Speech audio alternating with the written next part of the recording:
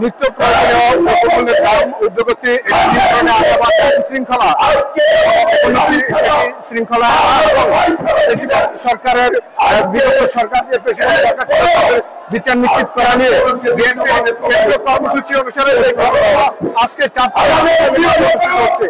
এই জনসভায় ইতিমধ্যে যে প্রধান অতিথি বিএনপির কেন্দ্রীয় কমিটির চেয়ারপারসন ভাইস চেয়ারম্যান মিন্টু তিনি এসেছেন এবং তিনি আজকে প্রধান অতিথি হিসেবে বক্তব্য রাখেন। তার এই সমাবেশকে কেন্দ্র করে চাঁদপুরে জেলায় বিএনপি নেতাকর্মীদের মাঝে ব্যাপক উৎসাহ উদ্দীপনা হয়েছে। আজকে এই হাসান আলী মাঠে বিভিন্ন ব্যানার ফেস্টুন নিয়ে নেতাকর্মীরা বিভিন্ন প্রান্ত থেকে জড়ো হতে থাকে।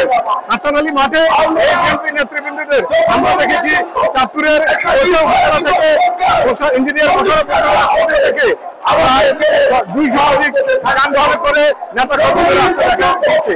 তেমনিভাবে উপজেলা আরো একজন হাবিবুর রহমান নামে প্রবাসী তিনিও এখানে উপস্থিত করেছেন।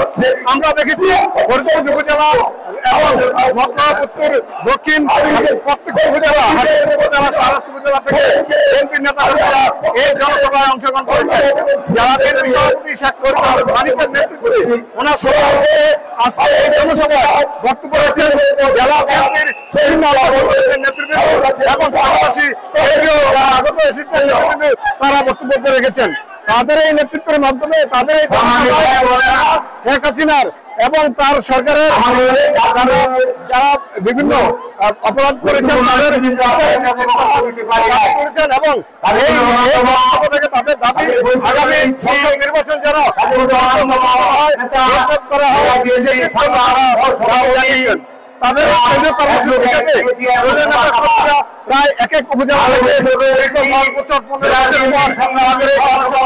অংশগ্রহণ করে ইউনিয়ন এবং উপজেলা পর্যায়ে থেকে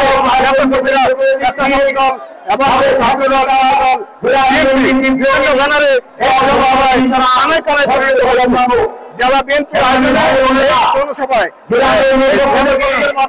গ্রহণ করে আগামী নির্বাচনের উদ্দীপনা প্রয়োজন সৃষ্টি করবে বলে জানিয়েছেন বক্তারা। আমার কাছে